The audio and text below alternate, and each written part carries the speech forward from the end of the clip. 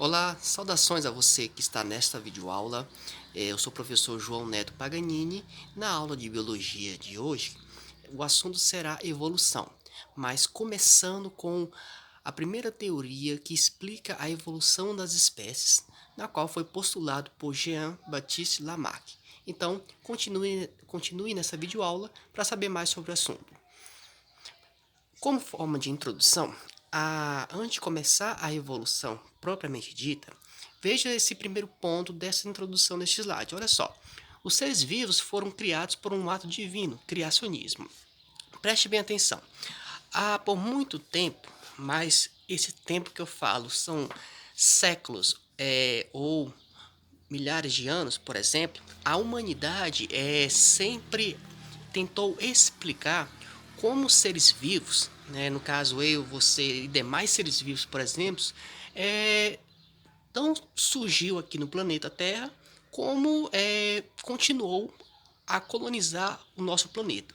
Então, como bem antigamente ainda não tinha a questão da base científica, o conhecimento era bem restrito, principalmente na Idade Média e antes e anterior a isso. Então, quem explicava mais sobre essas questões, essas dúvidas que muitas pessoas perguntavam, era a religião. Então, dependendo do país que a pessoa se encontrava, a religião explicava como aconteciam os fenômenos da natureza e, obviamente, como os seres vivos vieram parar aqui na Terra e como é que eles continuam até hoje. Então, quando a religião explica a questão da criação dos seres vivos, né, como surgiu, ou como eles permaneceram aqui na Terra, isso é base do criacionismo.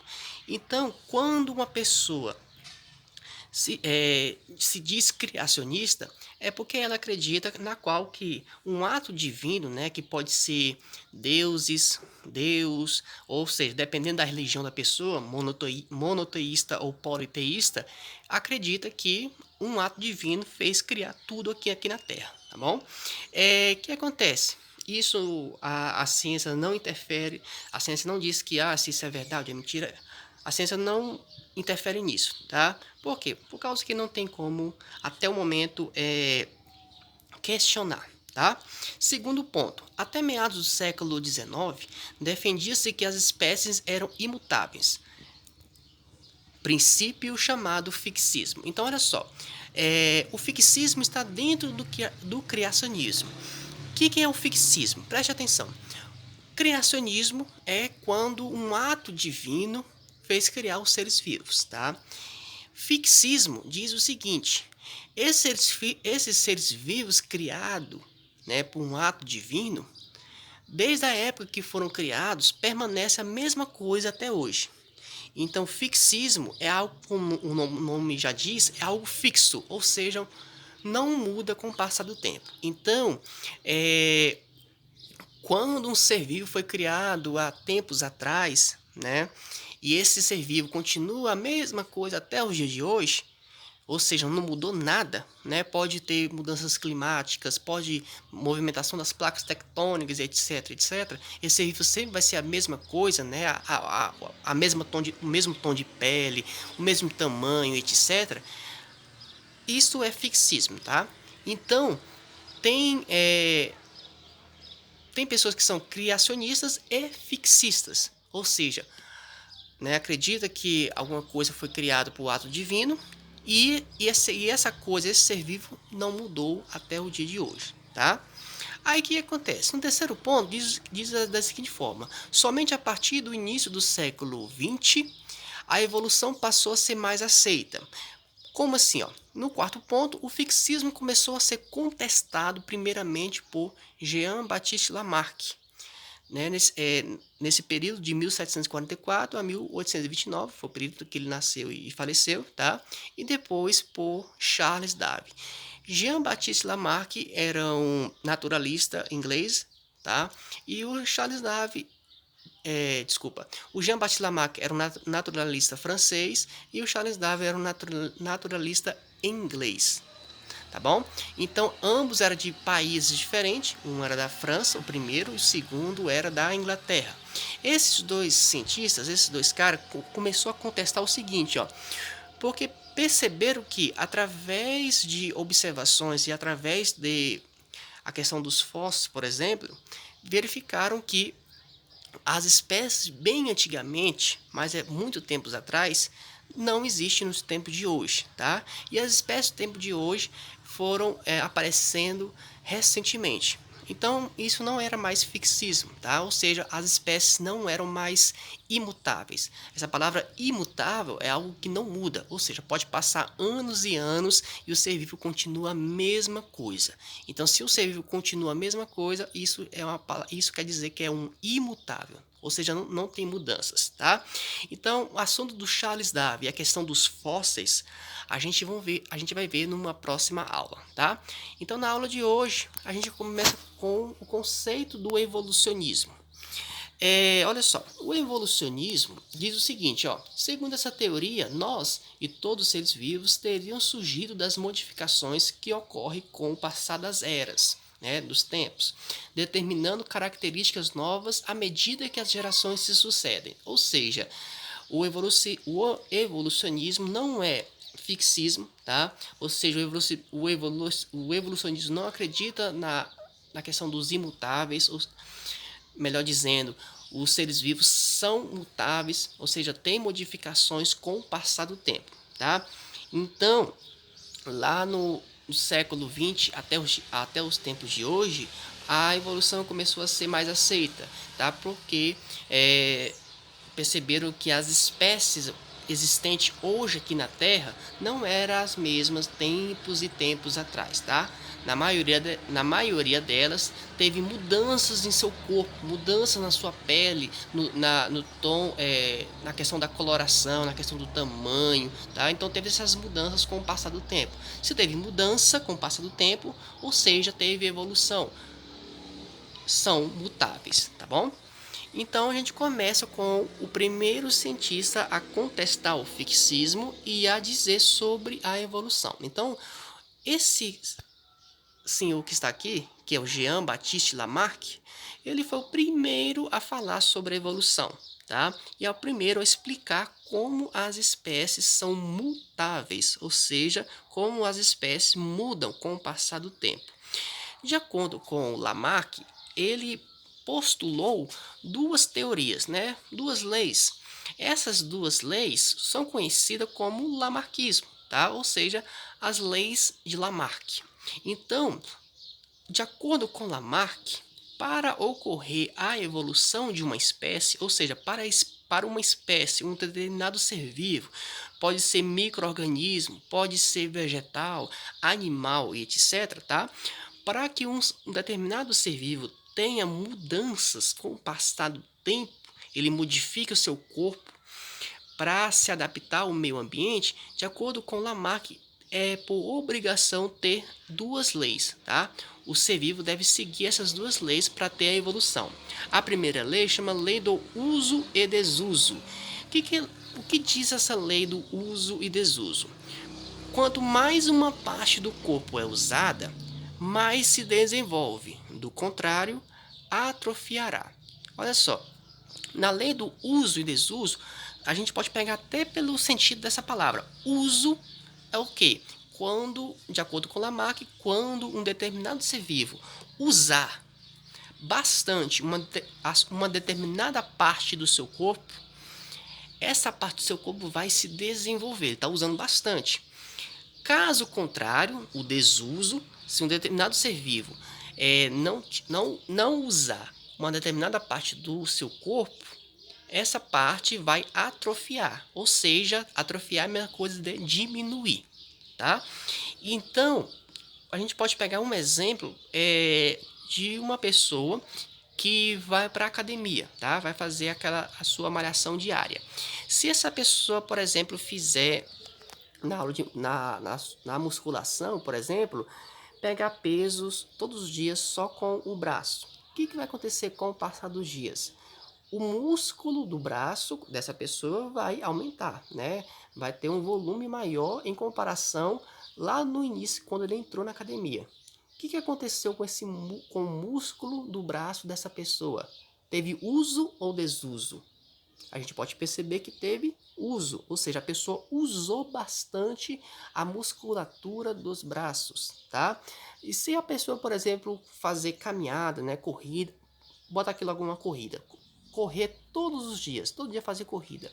O que vai acontecer com a musculatura da coxa dessa pessoa? Vai aumentar ou vai diminuir? Pela lógica, irá aumentar. Por que vai aumentar? Por causa que essa pessoa está usando bastante a musculatura da coxa para fazer as suas corridas. Então, de acordo com o Lamarck, se a pessoa ou qualquer ser vivo usar bastante uma determinada parte do corpo, é o uso. Se caso não usar, é desuso. Um exemplo, uma pessoa, um atleta, né, um corredor olímpico que está com a musculatura das coxas bem maior, tá? Devido a usar bastante, chega um tempo que essa pessoa se aposenta, para de correr e passa dias e dias sem correr. O que vai acontecer com esse músculo que estava grande com o passar dos dias? Essa pessoa deixou de malhar. O que vai acontecer? Vai diminuir, ou seja, vai ter um desuso da musculatura da coxa dessa pessoa, tá? Então, percebe aí como é que é o uso e desuso? E isso, de acordo com Lamarck, já é um princípio da evolução, mas só que preste atenção, não basta ter só uso ou desuso para uma espécie evoluir. Tem que ter por obrigação a segunda lei, que é essa daqui, ó, lei da herança de caracteres adquiridos. O que diz essa lei? O que o ser vivo adquire é transmitido de geração em geração. Então vamos voltar aqui ao exemplo que eu citei sobre uma pessoa, né, um atleta ou uma pessoa que está malhando, ele usar bastante a musculatura da coxa. O que vai acontecer? Vai ter um uso, né? Ou seja, o músculo vai aumentar. Pela lógica, isto acontece. Aí, de acordo com Lamarck, para ter evolução, essa nova característica dessa pessoa, desse atleta, por exemplo, ou seja, essa nova característica, ele vai adquirir, ou seja, a musculatura vai ser maior e vai ser transmitida para os seus descendentes, ou seja, os seus filhos desse atleta vai começar a nascer com um pouquinho, pode ser imperceptível, um pouco da musculatura da coxa um pouco maior em comparação com os demais recém-nascidos, as demais crianças recém-nascidas, tá? Então, de acordo com Lamarck, esse bebê que nasceu com a musculatura da coxa um pouco maior em comparação com as outras crianças que nasceram também, tá? Teve uma lei da herança de caracteres adquiridos. Ou seja, o pai adquiriu uma herança, uma nova característica, e essa nova característica, que é a musculatura da coxa, foi transmitida, foi como teve uma herança para a criança, para o seu filho que nasceu. Então, de acordo com Lamarck, aí sim teve evolução, porque o pai adquiriu uma nova característica, usou bastante a musculatura da coxa, esse primeiro ponto. Segundo ponto, o que aconteceu no segundo ponto? Essa nova característica adquirida do pai, que é a musculatura um pouco maior da coxa, foi transmitida para o seu descendente, para o seu filho. Aí sim aconteceu evolução, tá bom? Só que aí o Lamarck, ele utilizou para explicar a sua teoria, né, as suas duas leis. Em seu livro, quando ele publicou, ele utilizou a questão do pescoço da girafa, tá? Essa imagem que foi publicada em seu livro, o Lamarck diz o seguinte, ó, que bem antigamente, há muito tempo atrás, não existia girafa de pescoço longo, tá? Repare na imagem que nós temos aqui no início uma girafa de pescoço curto, tá? Então, de acordo com Lamarck, e por que o Lamarck fez isso? Por que o Lamarck baseou nisso? Ele não tirou isso da cabeça dele, ele não inventou a questão da girafa do pescoço curto. É por causa que perceberam através de fósseis, tá? Lembrando que fóssil vai ser um assunto de uma próxima aula, a questão dos fósseis que existiam antigamente há tempos atrás, girafa de pescoço curto. Então Lamarck foi explicar por que antigamente existia girafa de pescoço curto, de acordo com os fósseis encontrados, tá? Os restos mortais das girafas de pescoço curto. E por que hoje em dia não existe mais girafa de pescoço curto, somente girafa de pescoço longo. Então, de acordo com Lamarck, ele explicou da seguinte forma, ó. Antigamente existia girafa de pescoço curto. Por quê? Porque o ambiente na qual a girafa estava, né, tinha árvore de pequeno porte. Então a girafa tinha o pescoço curto porque tinha árvore de pequeno porte. O que aconteceu? Aconteceu alguma coisa na natureza que essas árvores de pequeno porte, ou seja, essas árvores baixinhas, morreram, tá? Aconteceu alguma coisa que essas árvores morreram. Só sobrou a árvore de grande porte, a árvore já um pouco maior em comparação com as aves que morreram. Aí, de acordo com Lamarck, essas girafas que tinham pescoço pequeno, pescoço curto, teve que esforçar o seu pescoço, tá?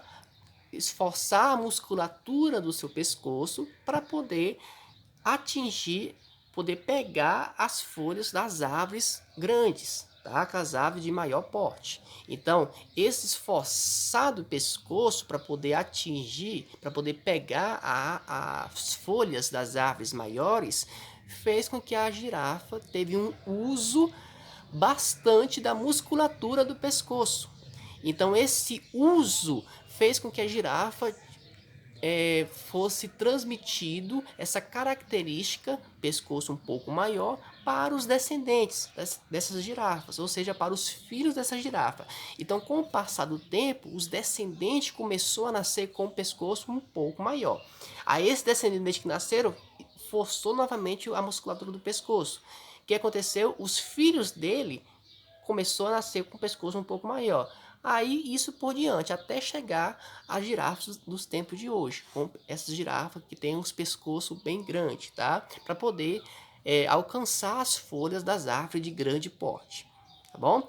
Então, Lamarck explica a sua teoria, as suas duas leis, com o pescoço da girafa. Primeiro ponto, lei do uso e desuso. A girafa, ela usou ou fez um desuso da musculatura do pescoço? Ela fez um uso, né? Ou seja, ela forçou o pescoço em demasia e com isso o pescoço começou a ter uma musculatura maior, ter um volume maior, uma altura um pouco maior. E este uso do pescoço foi transmitido para os seus descendentes, para os seus filhos. E por causa disso, os seus filhos adquiriram uma nova herança, uma nova característica. Que característica é essa? Pescoço um pouco maior, pescoço longo, tá bom? Aí que acontece, ó. Quando Lamarck publicou suas leis, né, a sua teoria, conhecida como lamarquismo, né, as suas duas leis, lei do uso e desuso, e a segunda lei, lei da herança do caracteres adquiridos, tá bom? Quando Lamarck postulou, muitos cientistas criticaram Lamarck, tá? Lembrando que a ciência ela é feita da seguinte forma, não quer dizer que o cientista publica uma lei que todo mundo aceita, não é assim, a ciência não funciona dessa forma, tá? A ciência ela é bem criteriosa, ela faz muitas perguntas, ela indaga, ela não acredita em qualquer coisa, tá? Você deve ter muito critérios para explicar à comunidade científica uma determinada teoria, algo que você vai explicar algo novo, por exemplo. Você deve responder a tudo, você não pode deixar dúvidas, tá bom? E outra coisa, a ciência ela faz testes para verificar se a teoria do cientista está certa ou não. Então, Lamarck publicou suas leis, outros cientistas fizeram testes para verificar se realmente as leis de Lamarck estavam certas ou erradas. O primeiro cientista foi o Weismann, foi um biólogo chamado Weismann, na verdade o nome dele é August Weismann, tá? O Weismann é só o sobrenome dele, que ele fez testes. Veja aqui neste texto, ó, um dos mais famosos experimentos que contribuíram para derrubar o lamarquismo foi feito pelo biólogo Weismann, que durante algumas gerações cortou a cauda de camundongos recém-nascidos.